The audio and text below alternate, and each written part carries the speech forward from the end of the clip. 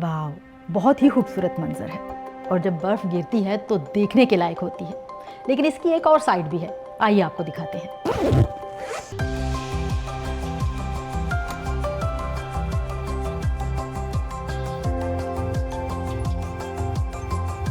यह है मेरे घर के सामने मौजूद साइड वॉक या फुटपाथ, जहाँ से आसपास के लोग गुजरते हैं। यहाँ से बर्फ़ साफ़ करना हमारी जिम्मेदारी है। ये देखिए, मेरे नेबर ने तो मुझसे पहले ही साफ़ कर दी, क्योंकि रियासत वर्जीनिया जहां हम रहते हैं, यहाँ के कानून के मुताबिक अगर आपने बर्फबारी ख़त्म होने के 24 घंटे के अंदर अंदर अपनी साइड वॉक साफ़ नहीं की तो आपको 20,000 से 30,000 रुपये जुर्माना हो सकता है। और अगर साफ़ करके आपने ये वाली जो स्नो है वो पब्लिक प्रॉपर्टी या सड़क पर ढेर कर दी तो इससे भी भारी जुर्माना हो सकता है, यानी तकरीबन 70,000 रुपये तक आपको अदा करने पड़ सकते हैं। तो अब आपने दोनों साइड्स देख ली।